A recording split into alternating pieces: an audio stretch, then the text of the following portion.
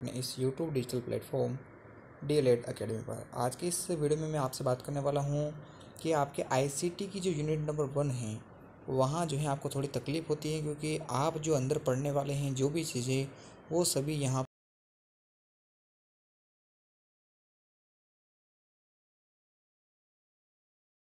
पढ़ा। कंप्यूटर के कौन कौन से भाग होते हैं जिनको आपको पढ़ना है, ऑपरेटिंग सिस्टम क्या होता है, हार्डवेयर किसे कहते हैं, इनपुट आउटपुट क्या होता है, तो इन सभी के बारे में जो है आपको जानना ज़रूरी होता है। तो इन्हीं सभी चीज़ों के बारे में आज अपन जो है विजुलाइज करके पढ़ेंगे, यानी कि इन सब के बारे में आप फ़ोटो भी देखोगे और उनके बाद अपन इसमें जानेंगे कि किस प्रकार से जो है आप चीज़ों को आसानी से समझ सकते हो। कल वाले वीडियो में जो है अपन सभी क्वेश्चन को डिस्कस करेंगे यूनिट वाइज, यूनिट 1 के अलावा जो इम्पोर्टेंट क्वेश्चन आपके आने वाले हैं। तो यहाँ मैं आपको इसको थोड़ा डिटेल में पढ़ा रहा हूँ। ये जो टॉपिक आप स्क्रीन पर देख पा रहे हो सभी इन्हीं क्वेश्चन को आज अपन करने वाले हैं। तो चलिए शुरू करते हैं। सबसे पहले जानते हैं कि कंप्यूटर आखिर होता क्या है, किसे आप कहते हो कंप्यूटर। तो कंप्यूटर शब्द का मतलब समझते हैं। कंप्यूटर शब्द में आपने देखा होगा कि यहाँ कंप्यूट शब्द आता है। क्या आता है? कंप्यूट शब्द आता है। तो ये जो है लैटिन भाषा का शब्द है। कौन सी भाषा का शब्द है? लैटिन भाषा का शब्द है। तो कंप्यूटर की शब्द की जो उत्पत्ति है वो लैटिन भाषा के शब्द कंप्यूटर या फिर कंप्यूट शब्द से हुई है, जिसका अर्थ होता है गणना करना। क्या होता है? गणना करना। वर्तमान में गणना करने के लिए कैलकुलेटर काम में लिया जाता है। कंप्यूटर जो है लगभग सभी क्षेत्रों में काम लिए जाने वाला उपकरण है, परंतु पहले जब इसकी शुरुआत हुई थी तो यह एक गणना का यंत्र हुआ करता था। आगे बात करते हैं कि एक जो आपके लिए मतलब कंप्यूटर होता है वो दिखाई कैसा देता है। तो आपको स्क्रीन पर दिखाई दे रहा है कि यह एक कंप्यूटर सिस्टम है। इस कंप्यूटर सिस्टम के अंदर इसके साथ स्कैनर लगा हुआ है, मॉनिटर लगा हुआ है, CPU लगा हुआ है, प्रिंटर भी है, कीबोर्ड भी है और माउस है। तो ये कंप्यूटर के अंदर पाए जाने वाले मुख्य उपकरण और चीज़ें हैं। तो ये एक कंप्यूटर सिस्टम जो है इनसे मिलकर बना हुआ होता है। आगे अपन बात करते हैं कि कंप्यूटर की कार्यप्रणाली किस प्रकार की होती हैं। तो दोस्तों, कंप्यूटर में सबसे पहले आपको डेटा को इनपुट करना होता है। कोई भी जानकारी जब आप कंप्यूटर के अंदर फीड करते हो, उसके अंदर डालते हो, तो वो चीज़ इनपुट कहलाती है। कंप्यूटर को निर्देशित करना ही इनपुट कहलाता है। उसके बाद जो है कंप्यूटर जो अपनी प्रोसेसिंग करता है, जो आपने निर्देश दिए हैं उसके अनुसार वो चीज़ उसकी प्रक्रिया प्रोसेसिंग कहलाती हैं। इसके बाद जो है आपको आउटपुट प्राप्त होता है। क्या प्राप्त होता है? आउटपुट प्राप्त होता है कि आपने क्या सर्च करने के लिए डाला था और आपको है जो है उसी के अकॉर्डिंग रिजल्ट यानी कि आउटपुट प्राप्त हुआ है। और लास्ट में जो है आप चाहें तो जो आपको आउटपुट मिला है उसे भी आप सेव कर सकते हो। यानी कि सबसे पहले इनपुट होता है, उसके बाद इनपुट के बाद क्या होता है? प्रोसेसिंग होती है और लास्ट में जो है आउटपुट आता है, जिसे आप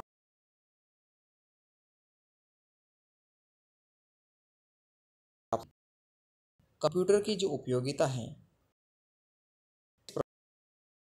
उपयोगिता को अपन समझते हैं, यानी किस किस क्षेत्र में जो है आपका कंप्यूटर काम में आता है। यहाँ दिखाई दे रहा होगा कि कंप्यूटर जो है शिक्षा हो गया, बैंक हो गया, मनोरंजन, प्रशासन, ये काम में आता है। इसके अलावा अगर अपन आगे बात करें तो आपको देखने को मिलेगा कि सुरक्षा के क्षेत्र में और इसके अलावा वाणिज्य क्षेत्र में, विज्ञान क्षेत्र में और उद्योग के अंदर, चिकित्सा के अंदर, इन सभी क्षेत्रों के अंदर जो है आपका कंप्यूटर काम में लिया जाता है। आपको यहाँ स्क्रीन पर दिखाई दे रहा होगा कि किस किस प्रकार से इनको जो है उपयोग कर सकते हो आप। आगे बढ़ते हैं। आगे आपको यहाँ दे रखा है कि हार्डवेयर और सॉफ्टवेयर में क्या अंतर होता है। हार्डवेयर किसे कहते हो और सॉफ्टवेयर किसे कहते हो। तो ऐसे ही प्रश्न जो हैं इनकी लैंग्वेज को मैंने सरल किया है, इनको जो है अच्छा टच देने की कोशिश की है ताकि आप जो है इनको आसानी से समझ पाओ। सबसे पहले तो ये बात करते हैं कि हार्डवेयर होता क्या है। हार्डवेयर जो है दोस्तों वह एक भौतिक तत्व या घटक होता है। भौतिक तत्व का मतलब होता है फिजिकली जिसे आप छू सकते हो, वो चीज़ क्या कहलाती हैं? जिसे आप देख भी सकते हो, छू भी सकते हो, वो चीज़ कंप्यूटर के अंदर हार्डवेयर कहलाती हैं।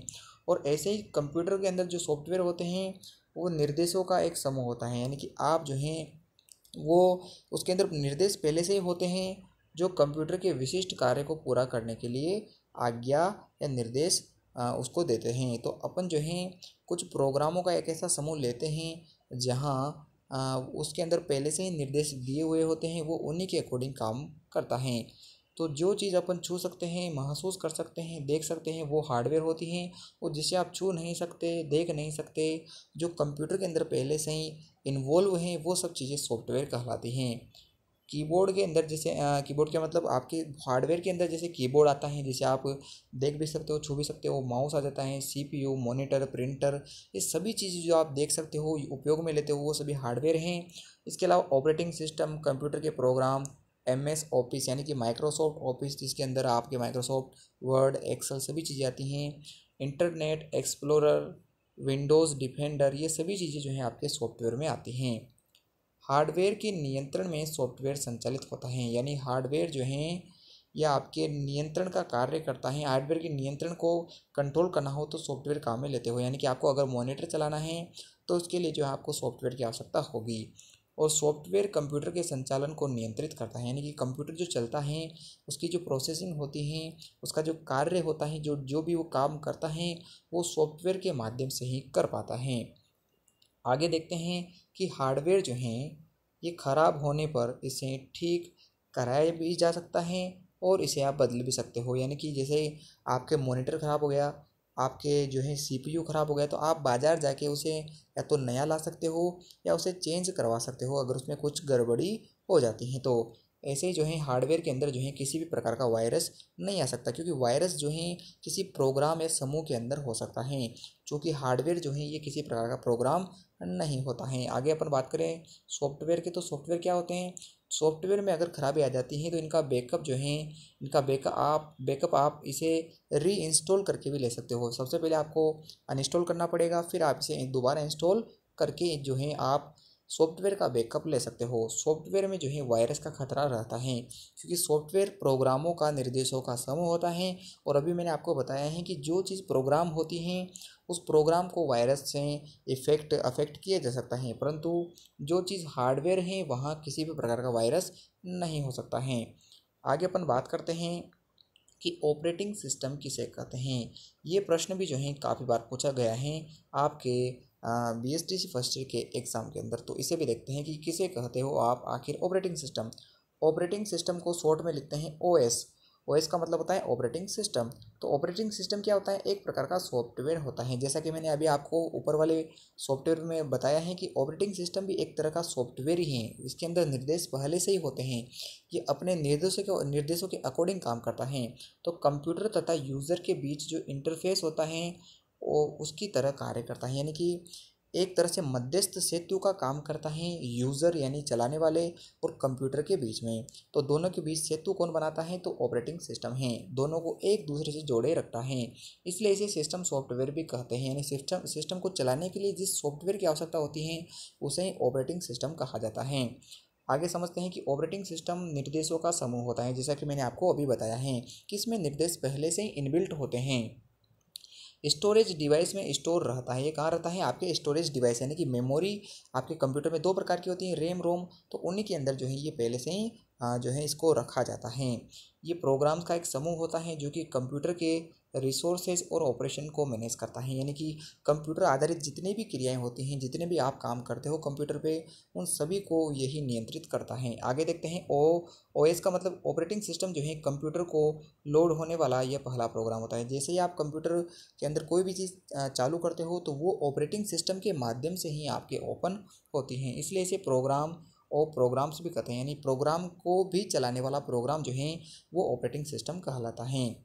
आगे बात करते हैं कि ऑपरेटिंग सिस्टम को कैसे आप और अच्छा समझ सकते हो। तो ऑपरेटिंग सिस्टम आपको बताया मैंने कि ये ऑपरेशंस को यानी कि कंप्यूटर की क्रियाओं को मैनेज करता है।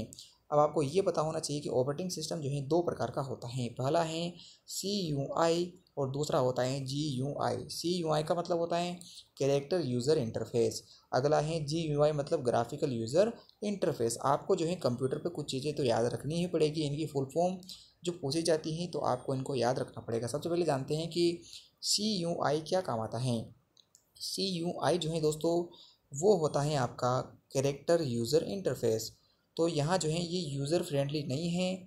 ऑपरेटिंग सिस्टम को चलाने के लिए कमांड को टाइप करना पड़ता है, यानी कि इसके अंदर अगर आपको कोई भी निर्देश देना है तो आपको पहले टाइप करना पड़ेगा, फिर ओके का यानी एंटर का बटन दबाओगे, तब वो चीज़ जो है आपका कंप्यूटर उसको जो है खोज करेगा, उसके बारे में प्रोसेस करता है।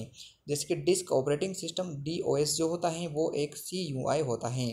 दोस्तों अभी आपको ये चीज़ें रटनी ही पड़ेगी, मैं आपको अगर समझाने बैठूंगा तो काफ़ी बड़ा वीडियो हो जाएगा। तो आपको बस इतना जानना है कि डिस्क ऑपरेटिंग सिस्टम जो है एक CUI यानी कि कैरेक्टर यूज़र इंटरफेस है, जहां आपको कमांड देकर टाइप करके ही चीज़ों को प्रोग्राम करना पड़ता है। अगला है ग्राफिकल यूज़र इंटरफेस।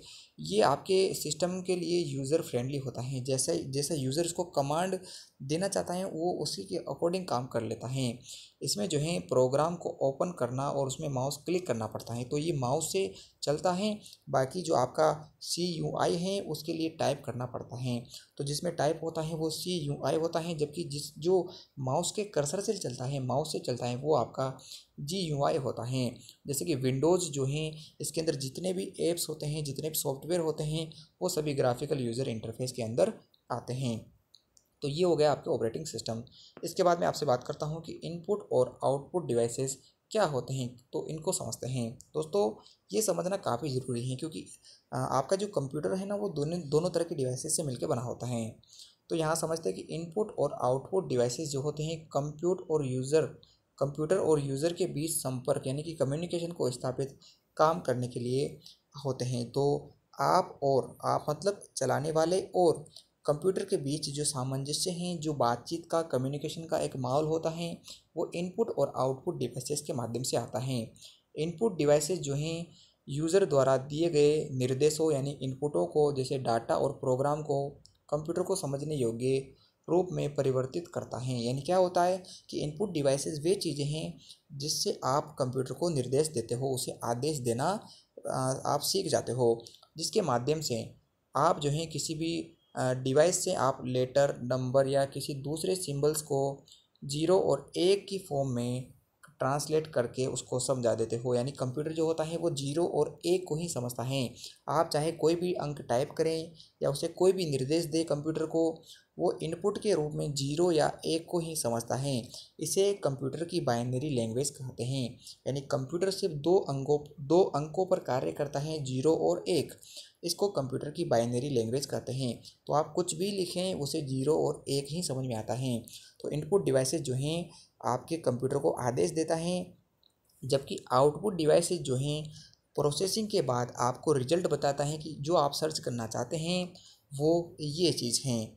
और आउटपुट डिवाइसेस हमेशा आपको हार्ड कॉपी और सॉफ्ट कॉपी प्रदान करता है। आप चाहें तो जो है कागज़ पर या माइक्रोफिल्म पर प्रिंट हुआ ले सकते हैं, जिसे आप हार्ड कॉपी कहते हैं। यानी कि वो कॉपी यानी कि वो प्रिंट जो किसी पेज पर या माइक्रोफिल्म पर प्रिंट की जाती हैं वो हार्ड कॉपी कहलाती हैं। और या स्क्रीन या मॉनिटर पर जो आपको पेज दिखाई देता है वो आपकी सॉफ्ट कॉपी कहलाती हैं। तो यहाँ से 4 चीज़ें क्लियर होती हैं। सबसे पहला कि इनपुट डिवाइसेस जो हैं कंप्यूटर को निर्देश देता है किसी भी काम को करने के लिए।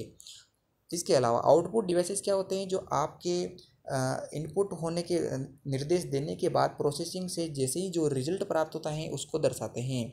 और इसके बाद जो रिजल्ट आता है वो 2 तरह से आता है। एक तो आता है हार्ड कॉपी के रूप में, दूसरा आता है सॉफ्ट कॉपी के रूप में। जैसे आप कंप्यूटर वाले पेज को किसी बाहर वाले कागज़ वाले पेज पर प्रिंट कर लेते हो तो वो हार्ड कॉपी हो जाती हैं। और आपको कंप्यूटर के अंदर जो मॉनिटर पर स्क्रीन पर पेज दिखाई देता है वो आपका सॉफ्ट कॉपी होता है। जैसे इस समय जो आप पेज स्क्रीन पर देख पा रहे हो ये सॉफ्ट कॉपी है। कैसा है? सॉफ्ट कॉपी है।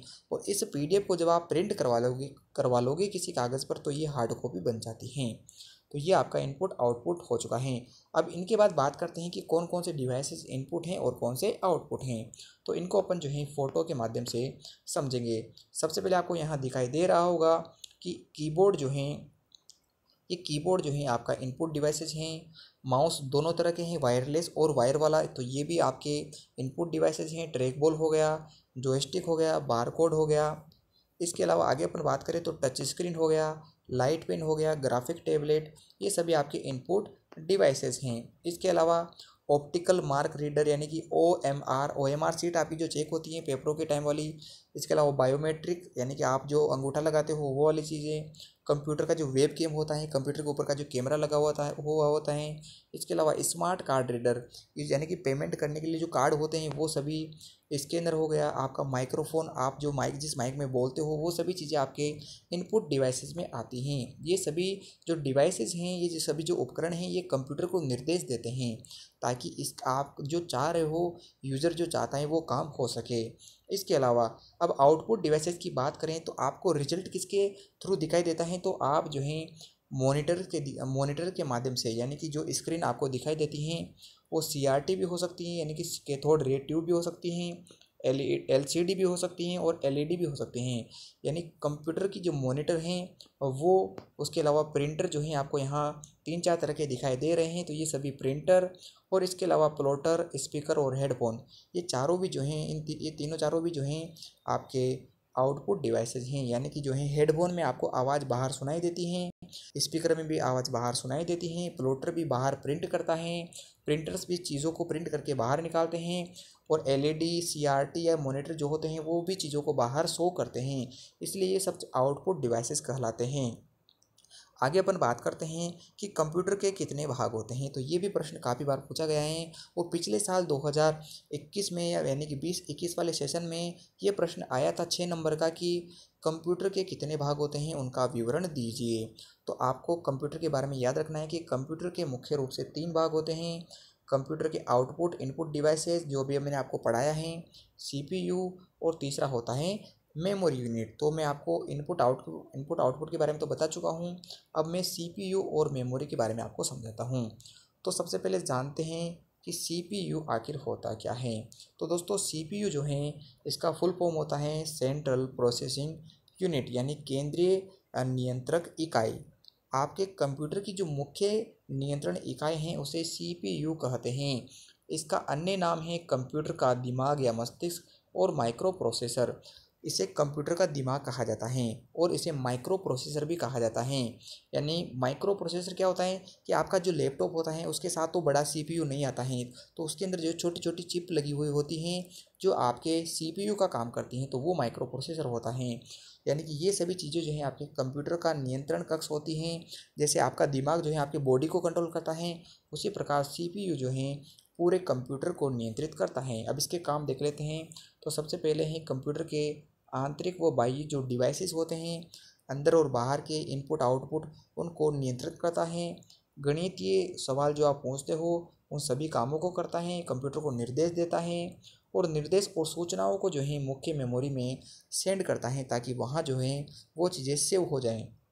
और कंप्यूटर का पूरा नियंत्रण अपने पास रखता है। कुछ भी काम हो तो वो सीपीयू से कैसे न कैसे कनेक्ट तो रहता ही है। आगे अपन बात करें कि मेमोरी यूनिट कैसे काम करती हैं, तो मेमोरी यूनिट जो हैं सबसे पहले तो कंप्यूटर का वह भाग जो सूचना और निर्देशों को संग्रहित करता है वो आपका मेमोरी का यूनिट कहलाता है, यानी कि मेमोरी इकाई कहलाती हैं। अब ये जो मेमोरी इकाई होती हैं वो 2 प्रकार की होती हैं। सबसे पहली होती है प्राथमिक इकाई और दूसरी होती है सेकेंडरी इकाई, यानी कि प्राथमिक मेमोरी, प्राइमरी मेमोरी और सेकेंडरी यानी कि द्वितीयक मेमोरी। अब प्राथमिक मेमोरी जो होती हैं वो किसी भी सूचना को प्रोसेस करती हैं, यानी उसका जो डाटा होता है सूचना को प्रोसेस करने का, और जो आउटपुट आता है उसको साधन तक भेजने तक आपके पास सुरक्षित रखती हैं। यानी कि जो भी डाटा आता है, सूचना आती है, उसको अपने पास रखता है जब तक कि वो आउटपुट यानी कि प्रिंट ना हो जाए। इसके अंदर जो है रैम और रोम दोनों आती हैं, यानी कि प्राथमिक मेमोरी के अंदर रैम और रोम दोनों आती हैं। ऐसे अगर मैं सेकेंडरी डिवाइसेस की बात करूँ तो सीपीयू के बाहर से आप जो हैं जो भी मेमोरी कार्ड अंदर इंस्टॉल करते हो वो आपके सेकेंडरी मेमोरी होती हैं। और इसके जो हैं आप क्या, अगर आपके कंप्यूटर की मेमोरी जो है सफिशेंट नहीं है, पर्याप्त नहीं है, तो आप बाहर से मेमोरी कार्ड यूज़ करते हो ताकि अतिरिक्त जो है डाटा स्टोर हो सके, तो वो सेकेंडरी मेमोरी के माध्यम से होता है। यहाँ फ्लॉपी डिस्क, एसडी कार्ड जो आपके मोबाइल में होता है, वीसीडी यानी कि आपकी जो जिसके अंदर मूवीज़ आती हैं सीडी के अंदर, वो सभी चीज़ें जो हैं सेकेंडरी मेमोरी होती हैं। अब जो सेकेंडरी मेमोरी होती हैं ये अतिरिक्त सूचना स्टोर करने के लिए हैं, जबकि प्राथमिक मेमोरी जो है आपके कंप्यूटर के अंदर पहले से ही होती हैं, जिनको आप रैम या रोम के नाम से जानते हो। जैसा कि आपको पता है कि प्रत्येक मोबाइल के अंदर रैम और रोम दोनों आती हैं, और दोनों किस प्रकार से काम करती हैं तो इसके बारे में अब जानते हैं। अब समझते हैं कि रैंडम एक्सेस मेमोरी यानी कि रैम जो हैं क्या होती हैं। दोस्तों रैम जो हैं इसे संक्षिप्त में मतलब संक्षिप्त में इसे तो रैम कहते हैं, और फुल फॉर्म में इसे रैंडम एक्सेस मेमोरी कहते हैं। ये मेमोरी एक चिप पर होती हैं, इसे एक चिप पर सेट किया जाता है जो मेटल ऑक्साइड सेमीकंडक्टर मोस से बनी होती हैं। तो आपसे ये भी पूछ सकता है कि रैम जो है किससे बनी होती हैं। मेटल का मतलब धातु की, ऑक्साइड और सेमीकंडक्टर मतलब अर्ध धातु से बनी होती हैं। इस पर हम मेमोरी के किसी भी लोकेशन को चुनकर उसका उपयोग सीधे ही किसी डेटा को स्टोर करने में या उस डेटा को पढ़ने के लिए कर सकते हैं। तो इसका शॉर्ट फॉर्म ये है कि रैम जो है इसका प्रयोग किसी भी प्रोग्राम को आप डायरेक्ट निर्देश देकर काम करवाने के लिए कर सकते हो। यानी कि आपके मोबाइल के जो फंक्शंस होते हैं, जो ऐप्स होते हैं, वो सभी जिस मेमोरी से कनेक्ट हुए होते हैं वो आपका रैम होता है। तो ये आपके ऐसा आपको फ़ोटो दिखाई दे रहा होगा, ये आपके रैम कहलाती हैं। इसके अलावा एक और मेमोरी होती है जो आ, आपके कंप्यूटर की जो मुख्य मेमोरी के घटक हैं वो कहलाती हैं। तो रोम का जो है बहुत महत्वपूर्ण योगदान होता है, तो इसके बारे में आपको जानना चाहिए। आपको फ़ोटो में दिखाई दे रहा होगा कि एक जो है बड़ी चिप होती हैं जो आपके मदरबोर्ड के अंदर लगी हुई होती हैं, उसे रोम कहा जाता है। इसके बारे में जानते हैं। तो यह वह मेमोरी है जिसमें डेटा पहले से ही होता है, यानी कि कंप्यूटर का, यानी इसके अंदर जो है डेटा पहले से स्टोर होता है। यानी कि ऐप्स जो आपने कभी भी कंप्यूटर देखा है तो वहाँ कुछ ऐप्स होते हैं, कुछ प्रोग्राम्स होते हैं जो कंप्यूटर के साथ पहले से ही आते हैं।